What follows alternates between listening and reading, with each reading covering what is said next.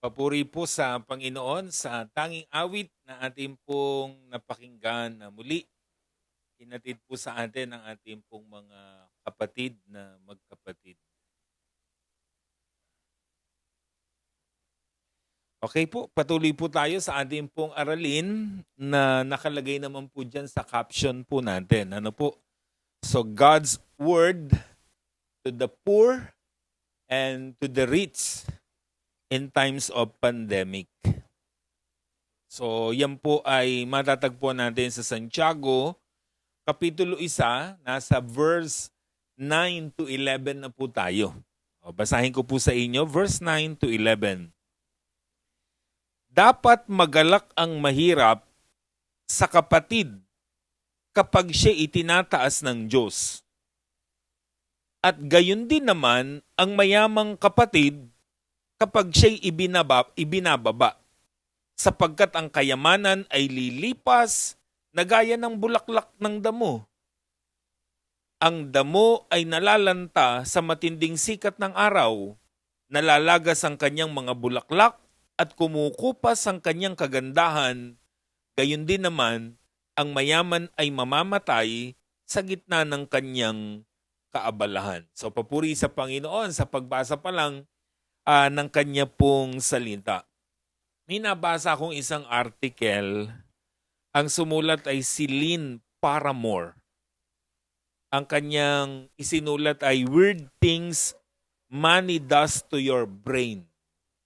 Mga weird daw na mga bagay na nasa isip natin o ginagawa ng pera sa isip natin. Money does to your brain. Sabi niya una, money kills empathy. Pinapatay daw ng pera o pagiging maraming pera yung empathy. Empathy means seeing and feeling what someone else is feeling. Ano po, kung anong nararamdaman ng iba, nararamdaman mo rin, or inilalagay mo ang sarili mo doon sa pakiramdam ng iba. Or in other words, parang meron kang malaking malasakit doon sa mga tao, lalo na pag naroon sila sa mabigat na pangangailangan. Halimbawa, ngayong pandemya. Diba? Ngayong pandemya, dalawa lang naman ng klase ng tao eh.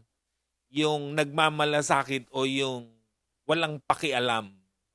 Yung tumutulong o yung ayaw tumulong. O ganun lang naman ang buhay sa mundo. Pero yun daw pong pagkakaroon ng pera at maraming pera, madalas pinapatay daw niyan yung empathy.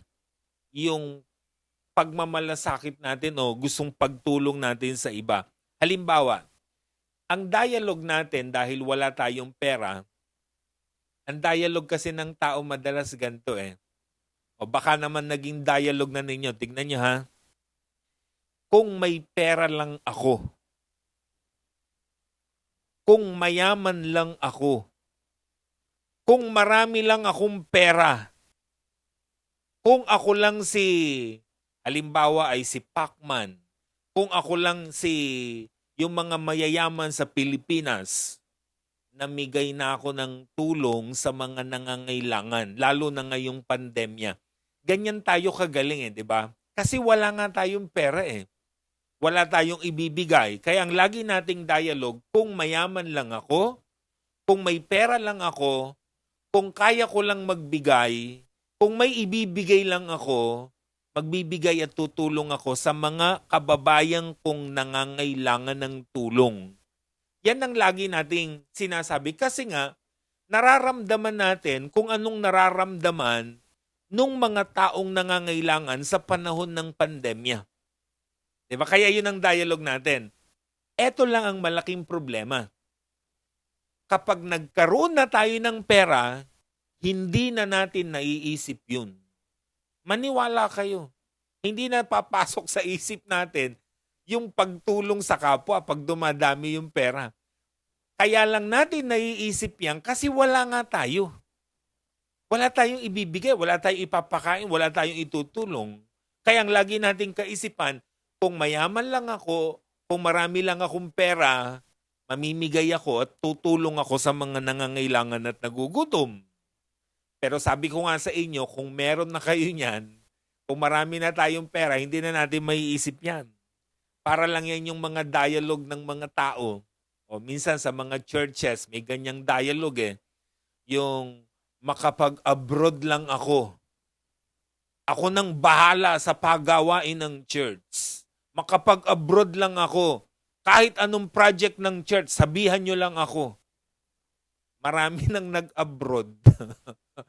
Hindi naman nila ginagawa yun. Marami nang nagsabi niyan eh. Pero hindi naman nila nagawa. Kasi nga, nung wala pa sila, naiisip nila yung kakulangan ng church. Pero ngayong meron na sila, hindi na nila naiisip yun. Kasi nangihinayang na silang ibigayin. Maibenta ko lang ang lupang ito. Magbibigay ako sa church. Diba? So, mangyari lang ito. Maidil ko lang ito. Ang dami ng mga promise kasi wala nga tayo. Hanggat wala tayo, yung ating concern, yung ating pagmamalasakit, naroon. Pero madalas kapag meron na tayo, it kills empathy. Yan ang sabi niya. At madalas parang totoo nga naman, nawawala na yung pagmamalasakit ng tao pag nagkakaroon na siya ng pera o maraming pera. Kasi kapag wala pa tayong pera, we are full of empathy. Ayun ang sinasabi ng author. Ang galing ng author eh. Pangalawa, sabi niya, losing money hurts. Literally. Totoo naman. Pag nawalan tayo ng pera, it really hurts. Masakit. Yung mawalan ka lang ng, mahulugan ka ng 500 na malengke ka for example, o kaya nagpunta ko kung saan, pagdukot mo, may tumangay na 500 na laglag. 'Di ba? So anong mararamdaman natin? Napakasakit. Ang hirap-hirap sa kalooban, literally.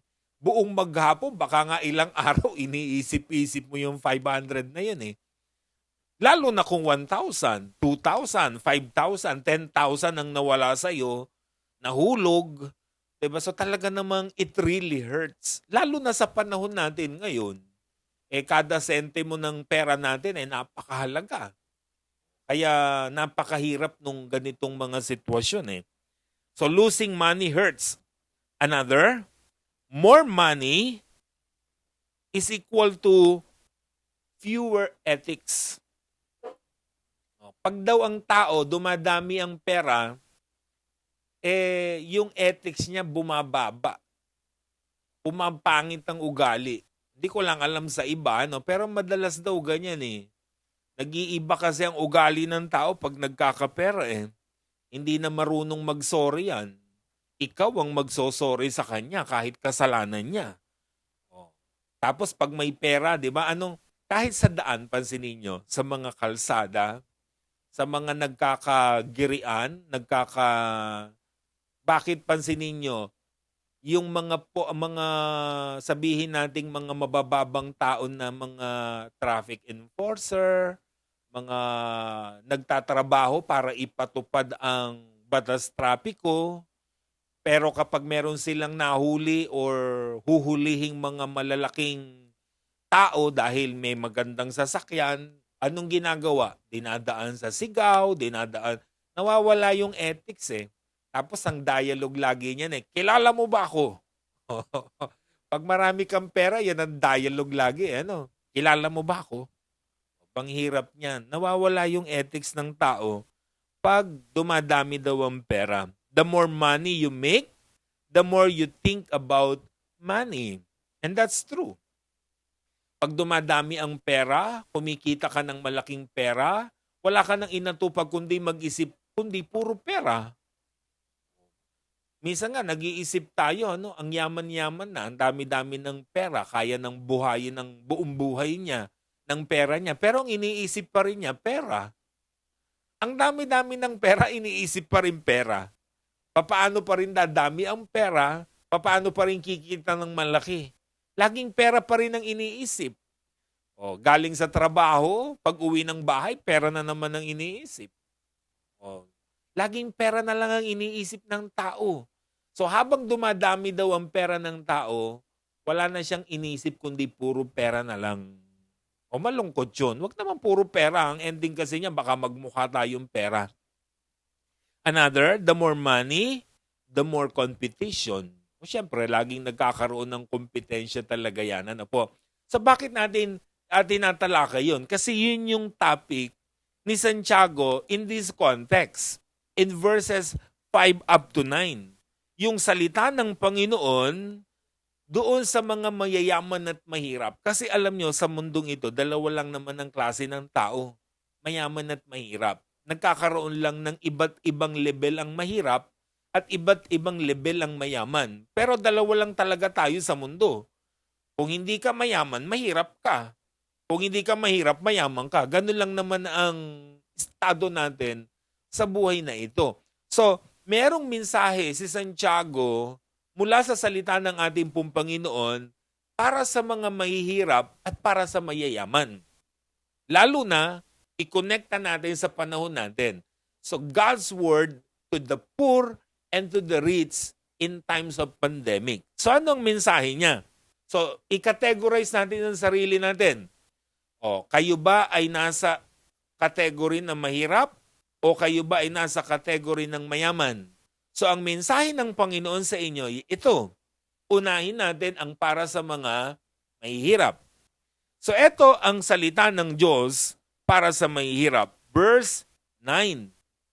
Dapat magalak ang mahirap na kapatid kapag siya'y itinataas ng Diyos. Ang sabi ni Santiago para sa mga mahihirap, kung tayo yan, makinig kayong mabuti. Ang sabi niya, magalak kayo kapag kayo ay itinataas ng Diyos. Ano bang ibig sabihin ng itinataas ng Diyos? Umaangat ang buhay. O kayong mga mahihirap, sabi niya, kayong mga naghihirap, kayong mga nasa mababang level ng pamumuhay, sabi niya, ikatuwa ninyo, ikagalak ninyo kung kayo ay itinataas ng Diyos. Kung kayo ipinapahintulot ng Diyos na umasenso at umangat ang inyong pamumuhay. Dahilan sa inyong kasipagan, sa inyong pagtsatsaga, sa inyong business, sa inyong pagtitinda online, 'di ba? Sa inyong mga ginagawang mga pagtatrabaho, sabi niya, matuwa kayo kung dahil diyan kayo ay itinataas ng Diyos. Kung kayo'y kanyang pinapaasenso. Take note, sino ang nagtataas sa kanila? Dapat malinaw 'yon. Sino raw ang nagtataas? Ang Diyos. Sabi ni Santiago, ikagalak ninyo kapag kayo ay itinataas ng Diyos. So sino ang nagpapaangat sa atin? Sino ang nagpapaasenso sa atin? Sino ang nagpapala sa bawat isa sa atin para umangat ang buhay natin? Ang Diyos. Dapat malinaw yun. Diba? Sa atin, bilang mga mananampalataya kasi, yan yung difference natin eh. Ang tao, iniisip niya kaya siya umaasenso, kaya siya yumayaman kasi matalino siya, magaling siya, masipag siya, ganito siya, ganun siya. 'Di ba? Pero tayo bilang mga mananampalataya, alam natin kung bakit umaangat ang buhay natin. Kasi gawa yun ng Diyos. Binebless tayo ng Panginoon, 'di ba? Pinapaangat ng Diyos ang ating pong mga buhay. Kaya nga sabi doon sa Deuteronomio 8:18 but remember that it is the Lord your God who gives you the power to gain wealth. Tatandaan nyo palagi. Ang sabi dito sa mga talataan. So kinakausap ang Israel, sabi niya, tandaan nyo palagi. Ang Diyos ang nagbibigay sa atin ng kakayanan upang tayo ay kumita at magkaroon ng maraming mga ari-arian sa ating pong mga buhay. He gives us the power to gain wealth. Dapat malinaw yan. So kung nakakaramdam kayo ng mga pag-angat sa buhay ninyo, mabuti yun. Kasi hindi naman maganda rin na tayo nananatili sa mababang kalalagayan. Kailangan nagsusumikap tayo. Sabi nga palagi, di ba, ng ating kasabihan, hindi mo kasalanang ipanganak kang mahirap. Pero may kasalanan ka na kung mamamatay ka pa ring mahirap. Kasi wala kang ginawa para iangat ang antas ng iyong pamumuhay. Gaya ng ating mga kababayan ngayon, 'di ba, na sinusuportahan ng ating bansa. 'Di ba, most especially yung mga pag-aaral ng mga bata sa pamamagitan ng programang 4Ps. 'Di ba, mahalaga 'yun. Dati nagtuturo ako diyan sa mga 4Ps. Sabi ko nga sa kanila, huwag sanang dumating ang panahon na paglaki ng mga anak nyo na pinag-aaral ng gobyerno, pagkatapos ay mag-aasawa at mag-aanak, then ang ending ay member ulit ng 4Ps. O malungkot yun. Wala kayong ginawa para iantas o itaas ang antas ng inyong pamumuhay. Kailangan gumagawa tayo ng kaparaanan. 'Di ba? Para umangat tayo, umasenso tayo sa buhay na ito, syempre sa tulong ng ating Panginoon at sa pagsusumikap ng bawat isa po sa atin. Ang sabi ni Santiago, dapat mong ikagalak ito. Hindi niya sinabing dapat mong ipagyabang yan.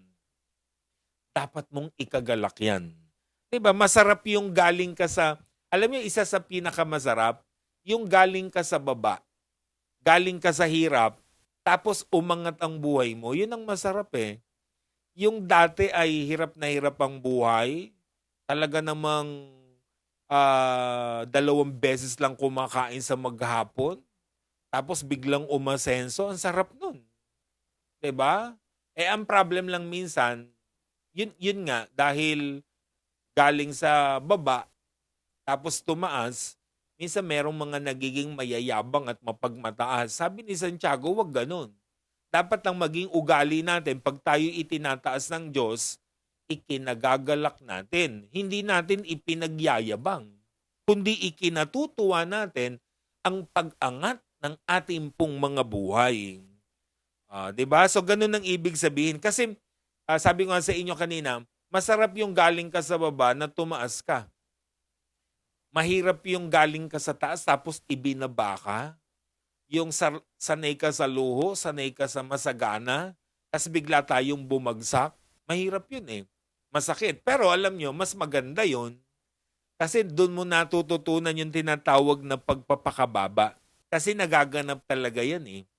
Yung prodigal son, di ba? Ang ganda-ganda ng buhay, ang dami-daming ari-arian, ang dami-daming minana, pero naghirap, nagdusa. Diba? Pagbaba niya, doon sa pinakababang antas ng buhay, doon niya nakilala ang tama. Doon niya nakita ang kanyang pagkakamali. So naging maganda ang naging bunga. Kasi dalawa yan mga kapatid eh. Kaya ka itinataas kasi nagpapakababa ka. Kaya ka ibinababa kasi nagmamataas ka. Ang problema ganito naman, yung mga itinaas, hindi na natiling mapagpakumbaba, kundi nagbago rin ang kanilang buhay, naging mapagmataas na sila. Yung mga dating mapagmataas dahil ibinagsak, natuto naman silang magpakababa. Kaya dapat tayo po ay natututunan natin yung ganitong mga bagay. Kaya message po sa mga umaasenso na galing sa hirap, huwag magmataas. Matuwa kayo kasi binebless kayo ng Diyos. Yun ang sinasabi sa atin ng verse 9. Verse 10, para naman sa mga mayayaman. Verse 10 and verse 11. At gayon din naman ang mayamang kapatid kapag siya'y ibinababa sapagkat ang mayaman ay lilipas na gaya ng bulaklak ng damo. Ang damo ay nalalanta sa matinding sikat ng araw. Nalalagas ang kanyang mga bulaklak at kumukupas ang kanyang kagandahan. Gayon din naman, ang mayaman ay mamamatay sa gitna ng kanyang kaabalahan. So pangalawa, God's word to the rich. Para naman daw sa mga mayayaman, o kayo ba yan? Kung kayo yan, makinig naman kayong mabuti kung kayo naman ang kinakausap dahil inilalagay natin o kinakategorize natin ang sarili natin sa pagiging mayaman. So anong mensahe naman ng Diyos para sa mga mayayaman? Napansin niyo yung verse 10? Ang sabi niya, gayon din naman. Anong ibig sabihin ng gayon din naman? In the same way. Kasi ang context yung verse 9. Sabi niya, kayong mga mahihirap. Sabi niya, magalak kayo kung kayo'y itinataas ng Diyos. Gayon din naman, sabi niya, kayong mga mayayaman pag kayo ay ibinababa. So ano yung term na gayon din naman? Gayon din naman, magalak din kayong mayayaman, sabi niya. Una, sabi ni Santiago, kayong mga mahihirap, magalak kayo pag kayo'y itinataas. Gayon din naman, kayong mga mayayaman, magalak kayo pag kayo ay ibinababa. Grabe naman ito, ano? Kasi ang sinasabi ni Santiago rito, yung pagbaba ninyo, it's for your own good. Kaya sabi niya, kung itinataas ka, matuwa ka. Pag ibinababa ka, matuwa ka rin ulit. Huwag mong ituring yon na parang parusa ng Diyos. Ituring mo yon bilang isang pagtuturo at pagtutuwid sa kapakinabangan mo. Kaya tayo ibinababa o ibinabagsak pag ganitong mga pagkakataon ng ating pong mga buhay. Kaya ang sabi niya, gayon din naman. So wag lang yung mahihirap na mga itinaas ang magagalak. Kahit tayong mga nasa taas na ibinabagsak, dapat matuwa din daw tayo.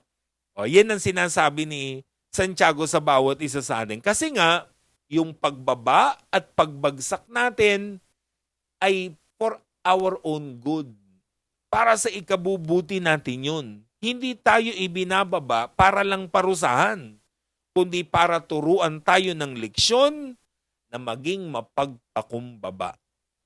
Kasi pagpapakababa ang itinuturo niyan eh. Ay yung humility, yung humbleness, hindi mo matututunan yan pag nasa taas ka eh. Usually kasi pag tayo nasa taas, talagang nagiging mayabang tayo eh. May tendency palagi na tayo maging mapagmataas. Lalo na pag marami kang pera, naku, talaga namang ang lahat, ang tingin mo sa kanila, utusan eh.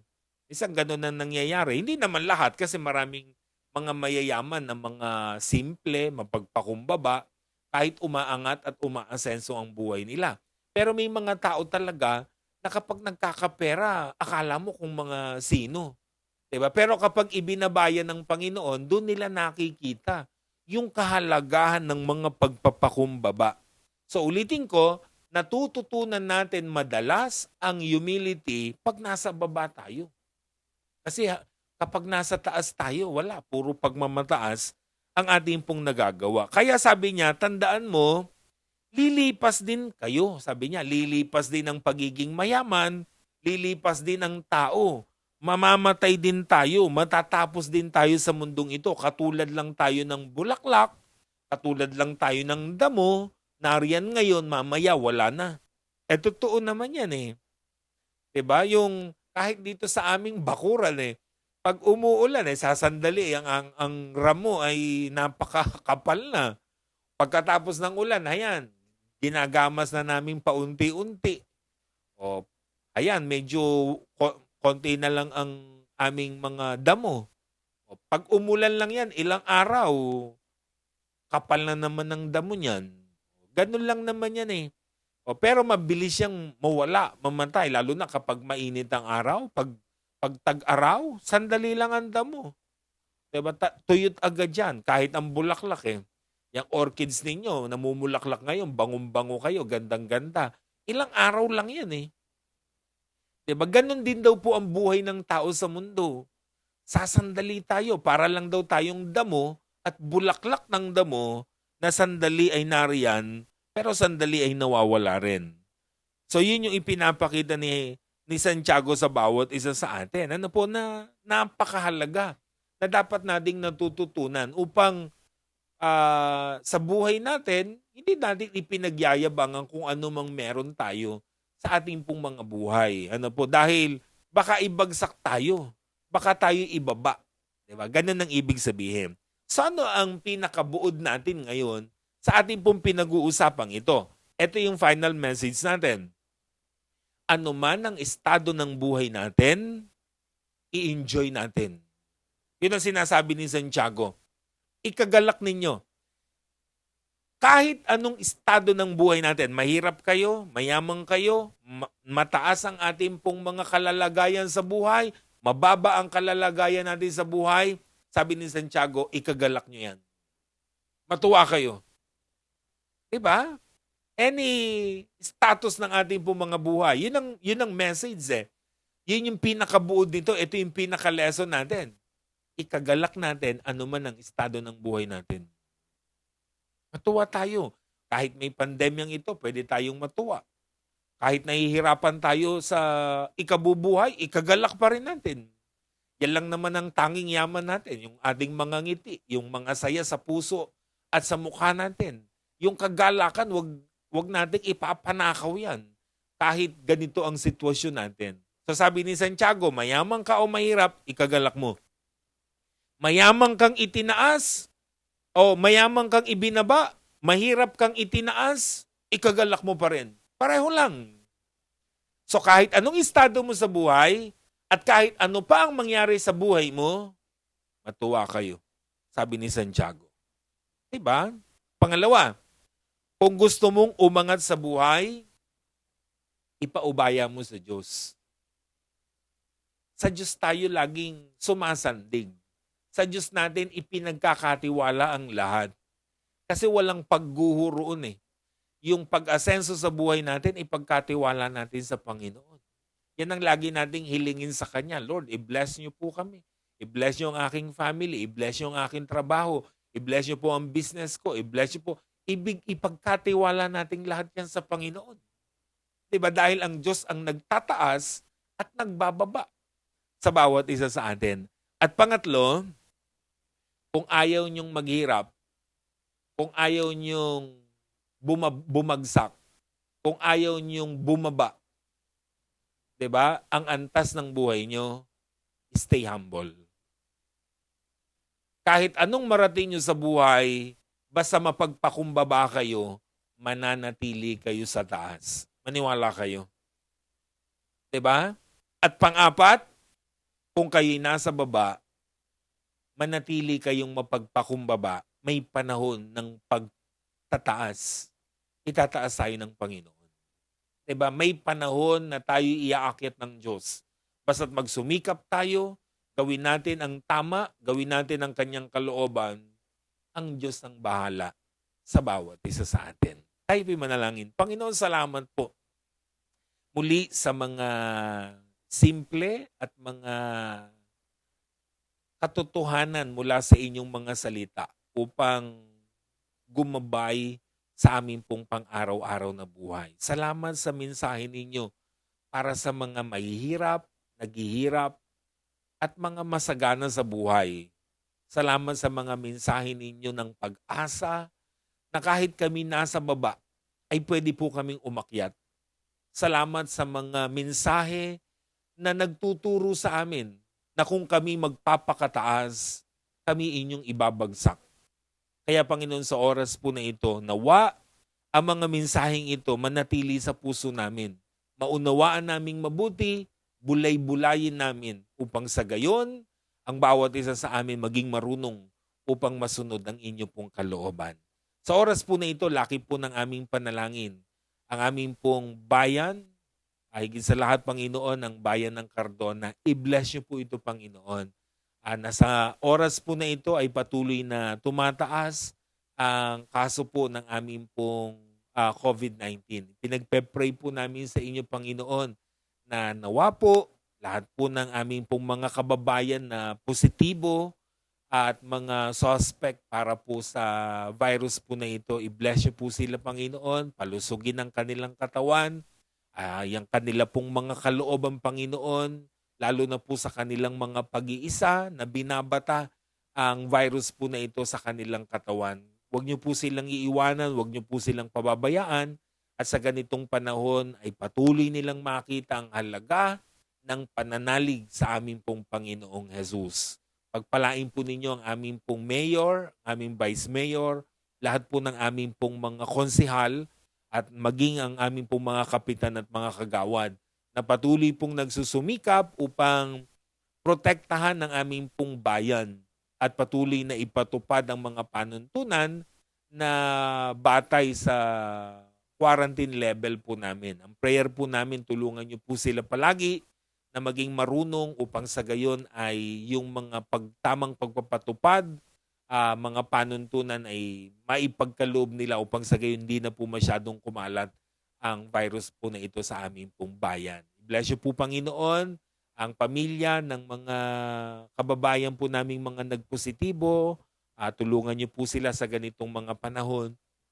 At nawa po ay makita nila na nariyan po kayo na lagi pong nakasaklolo at tumutulong sa kanilang mga mahal sa buhay.